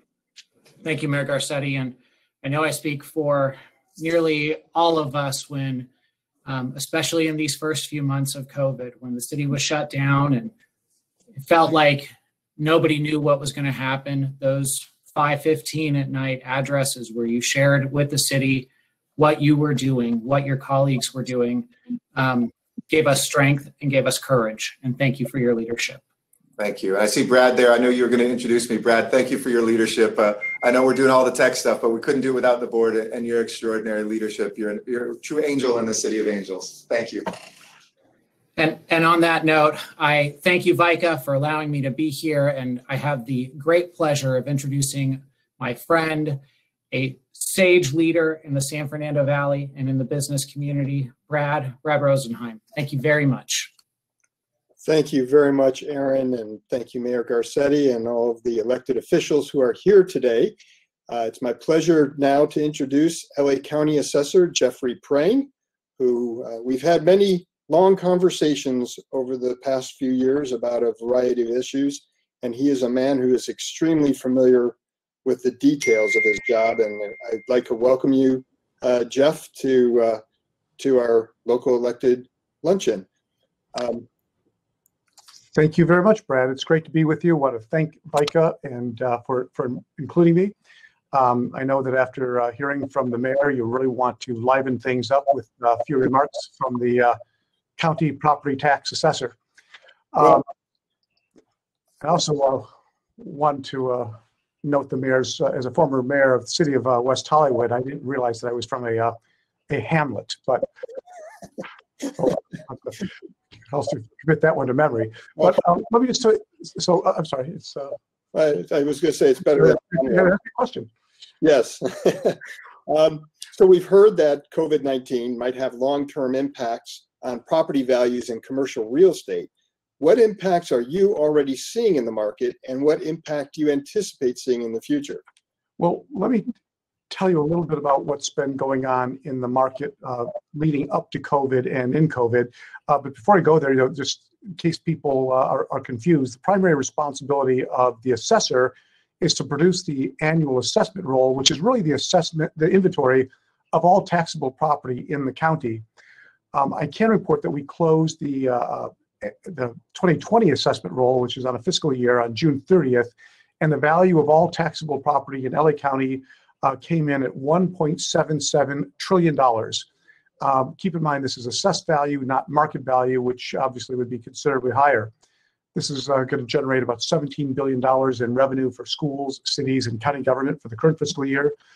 You can all appreciate that property taxes are going to be much more important to local government given the loss of sales tax revenue. A lot of businesses are concerned about what COVID is doing to the market, but it's important to remember that property values are established for tax purposes annually on January 1st. COVID didn't really come into full steam until March. So any loss of value and subsequent property tax relief that you're entitled to will be reflected on the January 1st, 2021 lien date. I can report that countywide growth came in just under 6% this past year. That's the 10th consecutive year of property value growth in the county. The city of LA came in at about a half a percentage point higher at 6.6%. Few regional highlights: Burbank grew at almost 5%, Calabasas over 4%, Santa Clarita at nearly 6%. And we're going to be publishing our annual report shortly to give you a city-by-city breakdown of how property values were going. In the short term, since COVID started, we're seeing that the value of single-family homes continues to increase. That's probably largely due to favorable mortgage rates, as well as just a significant reduction in inventory. We're seeing commercial industrial properties taking a bigger hit, and we're collecting data right now to see what that's going to look like as we get closer to the January 1st, 2021 lien date.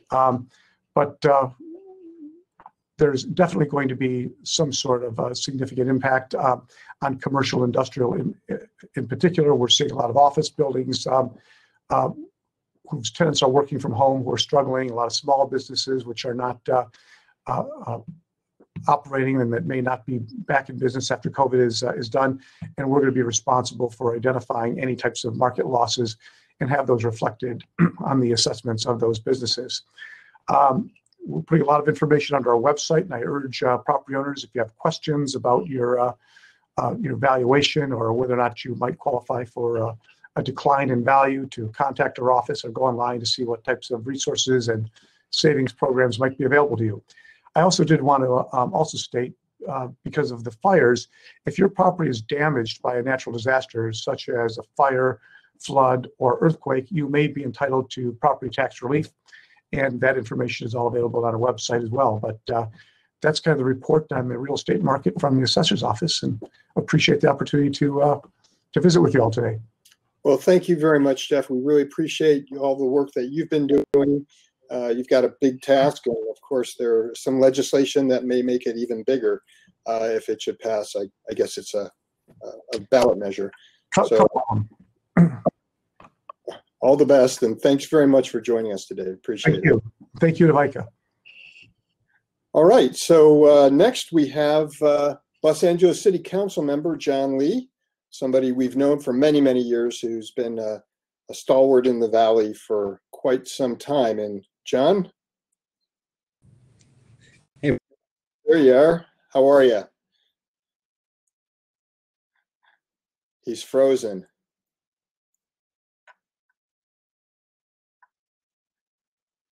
Well, it's an interesting look.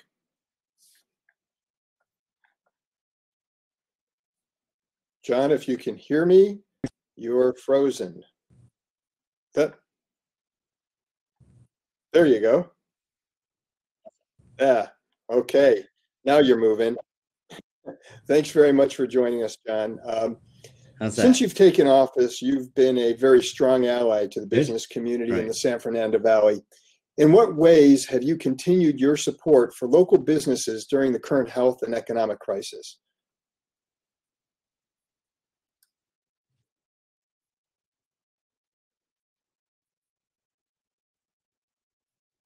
Well, I appreciate that, Brad. Thank you again to VICA for inviting me, for putting me on after the tax assessor. That's always a good act to follow. Everyone's going to be happy to hear what I have to say. You know, I know that a lot of businesses, I talk to a lot of small businesses in my district, and a lot of them are feeling that burden. While maybe they don't have to necessarily, you know, pay their lease right now, or they're getting some reprieve. They know that they're going to have to make these payments, and they're making the tough decisions right now on whether to, you know, keep their doors open. So what we did was we went out, no taxpayer funds. We went out and raised our own money. We raised over $1 million to be able to provide no interest loans to small businesses at you know, in the area of like $5,000 to $25,000, just to sort of get that something relief on them. They don't have to pay back, you know, over a long term for 5 years. They don't have to make the first payment for 6 months. I'm proud to say that we've given over $500,000 to over 40 businesses so far to keep their doors open. So those are one of the programs, just trying to think outside the box, trying to think outside of government, whatever we can do. I know everyone is trying to think of all the different things that can affect, you know, not only the community, but especially the business community, because you guys are the ones that, you know, supply the jobs. But as my role as council member inside the chambers, we introduced legislation to hopefully raise the threshold on the business tax exemption. So businesses making under a certain amount would be exempt from that business tax. So we're looking right now as to higher that rate. What that end is going to end up being, I don't know, but we're going to try to raise that as much as possible to give as much relief as possible. And let's see. Oh, one of the things that I'm very proud of that I think I worked very closely with VICA on is that when we were discussing the recall and retention ordinance for the hospitality industry, the restaurant industry, you know, it was really important. There were some things in there that I think that were well-meaning, but when you look at it from the business side, things that really didn't make sense. And some of those things were like when you recalled an individual, they had 10 days to sort of, for lack of a better term, answer that bell.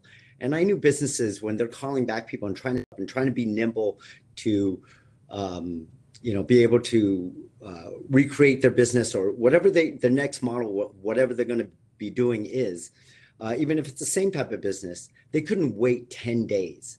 So that got shortened to 5 days, and I still fought saying that was not short enough. And so we shortened that to 48 hours. If, you know, the people who are out of work, if I were in their position, I know I'd be calling, trying to figure out, are they opening up, and we wanted to make sure that as soon as businesses are ready to open, that they get up and running as soon as possible. So those are some of the things that we've been doing, but really working with the small business community, with our resiliency staff business program to just get them through all the red tape, whether it be cities, county, state, or federal. Very much, John. You've been doing a great job on behalf of your district and the business community, and please let us know how we can continue to help you. Thank you. All right, next we're going to be joined by Glendale Council Member Ara Najarian. I appreciate the somebody partnership. Who I served with briefly on the area council for Metro, and I hope he's here.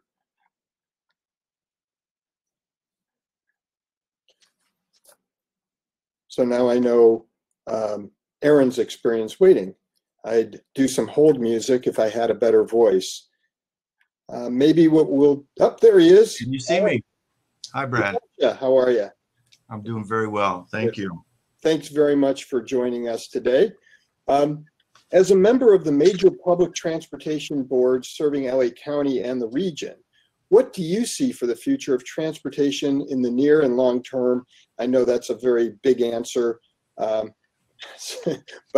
we're running shorter on time than we expected, unfortunately.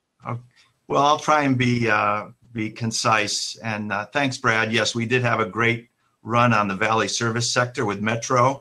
And since that time, 2005, I've served the little hamlet. Why does Garcetti say that, a little hamlet? I'm gonna dig him. The hamlet of Glendale, which is one of the largest cities in the Valley, second largest if you count Santa Clarita. And for 15 years, I've been on the Metro board, and I've been Metro chair. I've served on the MetroLink board, and I've recently been appointed to the Burbank Airport Commission. The story of transportation for the Valley is fighting for our seat at the table. For too many years, we have seen projects, albeit meritorious projects, be given to the West Side, to the downtown area, to the South Bay. We have to continuously come together as electeds, as business leaders, as stakeholders, and demand our fair share. And we have some success to report. Metro is in the final stages of planning the East San Fernando corridor, transit corridor, which will be a light rail line. We've got the BRT line that's going to be in the northern San Fernando Valley, which will be serving CSUN, thanks to State Senator Bob Hertzberg for all his efforts in that. We have a BRT line. BRT is bus rapid transit, so it's not as fancy as a rail line, but it has stations similar to a rail line, and it is express service. We've got a BRT that's going to be serving the North Hollywood station, going east to Burbank, Glendale, and Pasadena. The really big item that we all need to think about is the Sepulveda corridor pass. We're in the planning stages at Metro. We're trying to decide what sort of route we want. Do we want an underground route? Do we want tunneling? Do we want an aerial route? Do we want monorail? Do we want on surface? And this is where Metro really needs to hear from the Valley and all the constituents as to what they would like to see. It's several years off. The funding isn't quite there yet, but now is the time to make that impact. This could be a huge boon to the Valley, making the transit from the West Valley, or actually it's Mid-Valley, to the West Side so much easier. On MetroLink, we are increasing our service along the Antelope Valley line, which basically goes right up the 5 freeway from Union Station through Burbank, Glendale, San Fernando, Sylmar. We're going to be looking for 15-minute service, which is incredibly great for that people that have to commute. The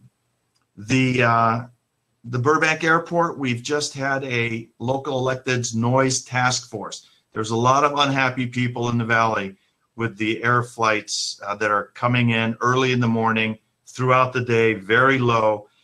We're fighting the FAA for an adjustment of their flight patterns, but fighting the FAA is, it's worse than fighting City Hall times 100. All the electeds that probably have spoken already have had input on that. The state, city of LA, county, even our federal officials were auditing that process. We've given a series of recommendations to try and alleviate that noise. It's going to take a little while to get that done. Bottom line, our fight continues. We have to fight. We're not getting the big money that the Crenshaw line is getting. We're not getting the big money that the Subway to the Sea is getting. We're not getting the downtown connector money. We always have to fight. We can never let down. We have to implore all our elected officials, whether they sit on the board or not, and whichever board they might sit on, to fight and always let the boards know that the Valley deserves its fair share, because we've been sitting second chair for too long, Brad. And that's the message I'd like to give to everyone listening in. Well, thank you very much for your leadership, Ara, for many, many years with transportation-related issues on behalf of the San Fernando Valley, and thanks for joining us today. Thank you very much. Our next guest is Los Angeles Community College Board President, Andra Hoffman.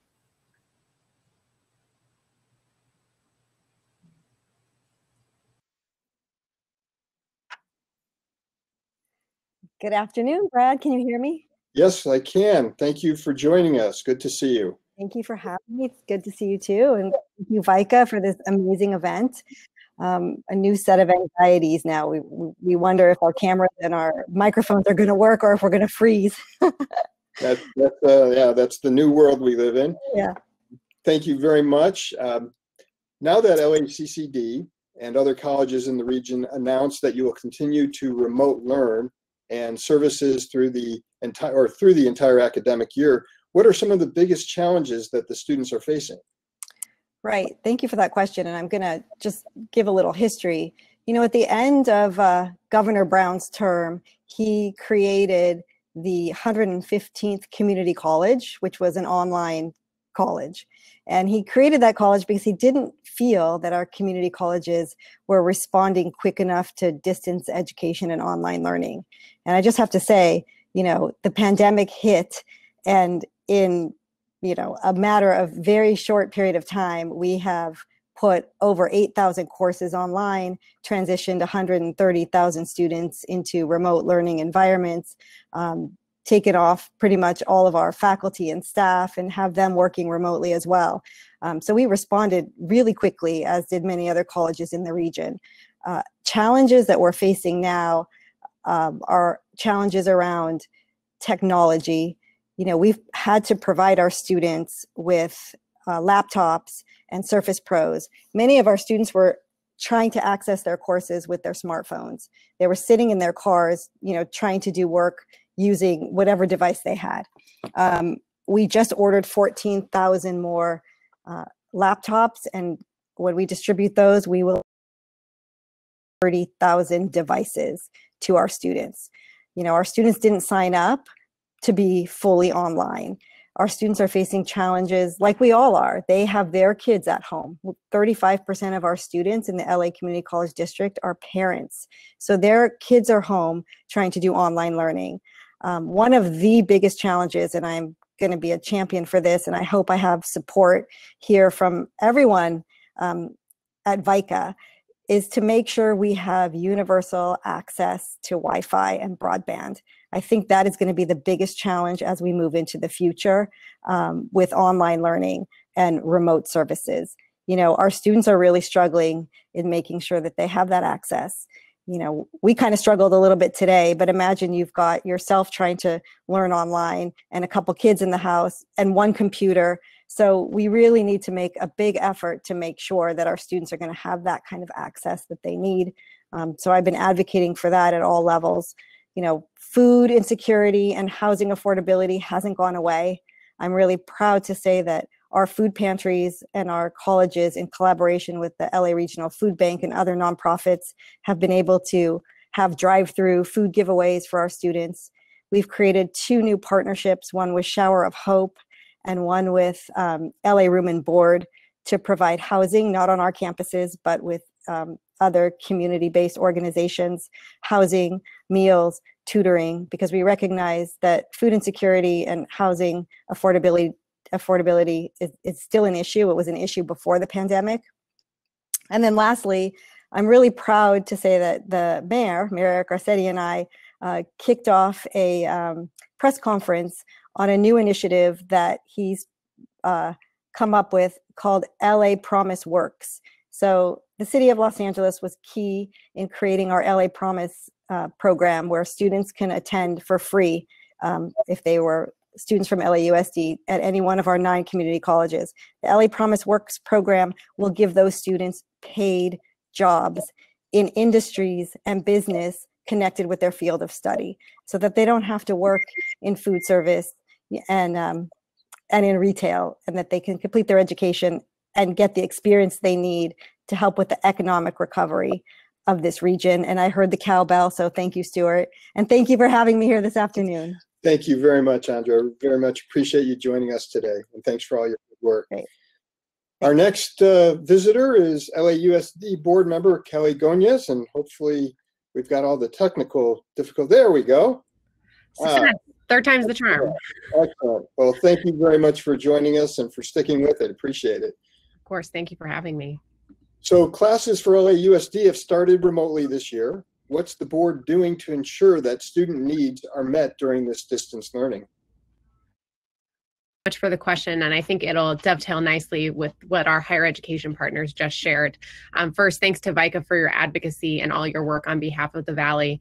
I also want to thank all of our business partners who've been so critical to our efforts to support the multifaceted needs of students, whether that's through our innovative testing program or our grab-and-go meal centers. These are really unprecedented times for LA Unified and for all school districts. And we've mobilized really quickly since our campuses closed in March to meet the multitude of students' needs. We've invested over $100 million in devices and hotspots to close the digital divide for our students. And we've distributed over 60 million meals since March to our hungry children and families. We've learned a lot of lessons since the spring and have developed a much more robust distance learning program this fall, which includes daily live instruction, small group support, socio-emotional services for students, grades, and ongoing teacher feedback. But even with all of that support, it's not enough. We have to make sure that all of these services are ultimately leading to our students actually learning the content that they need to stay on track. The board recently passed a motion which I authored to ensure that we are continually monitoring data, not just on how many students are logging on and connecting digitally, but whether or not they're learning the content. We have to keep our focus on where it matters most, on the goal of delivering a high quality education to every student, especially those most in need. We also know that distance learning is a unique burden on our families, especially given the families that the district serves disproportionately. So the board is pushing to expand our childcare program to cover additional high needs families with a prioritization on homeless youth, foster youth, English learners, and students with disabilities. We're also working on in-person supports like one-on-one tutoring, which would be up and running later this month, specifically for our English learner students and students with disabilities, which is a new flexibility that the state and county are allowing. We're going to keep throughout this time deepening and expanding our supports during distance learning, all while we have that continual plan of bringing our students back to campus as soon as it's safe to do so. So a lot of work going on, and thank you so much for allowing me to have the time. Very much, Kelly. It's a tough job, and we really appreciate all the effort that you're putting into making it work. Thank you. Thanks, Brad. All right. I think we have a mayor from another hamlet, Mayor Sharon Springer. Thanks very much for joining us and again, sticking with it. Thank you, Brad. Thank you, VICA, for remembering me over here. We're all set now. And I think my question, do you have my question or? I do. Burbank is known as the media capital of the world. And what are you doing to ensure that industries like the media industry, who have been hit hardest by the pandemic, will continue to flourish in the future? Well, we stay in constant contact with our major entertainment employers, and we are huge advocates for them. We are always asking them what we can do to help, and what's really important to them, and what we have a lot of in Burbank are independent contractors, and so we've done a lot to help them so that they are ready to go once everything is back and going. And so, for example, we used our community development block grant and CARES fund to provide forgivable loans for those small businesses and for gig workers also.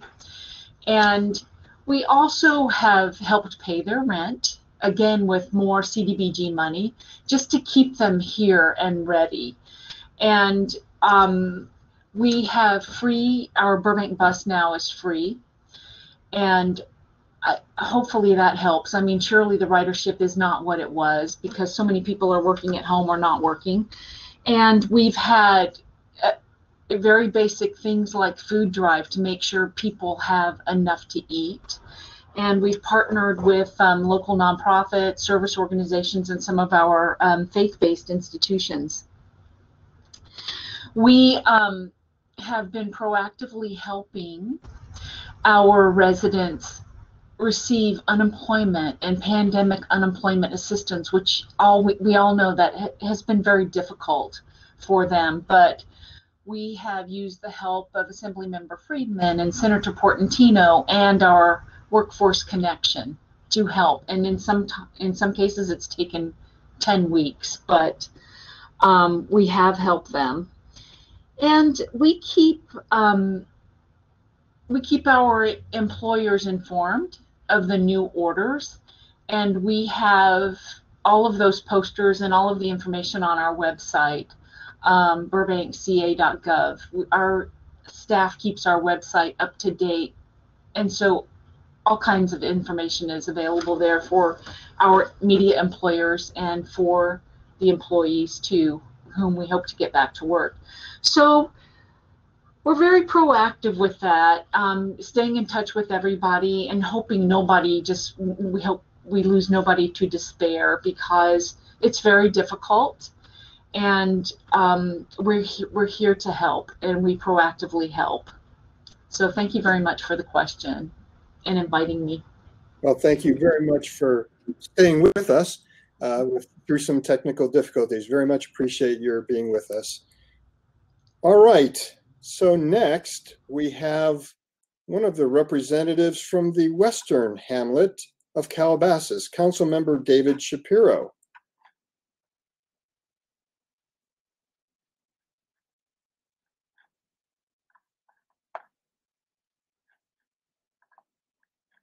David, are you with us? I know you're with us.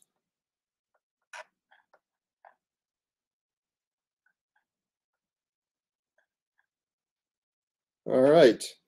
Well, why don't we skip over to Councilmember Sylvia Balin from San Fernando.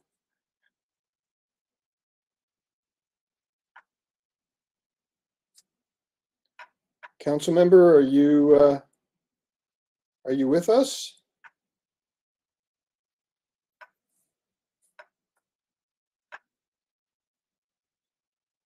All right. So whoever joins us first. David. Here I am. There you go. Nope, it's me, Sylvie Ballin. How are you?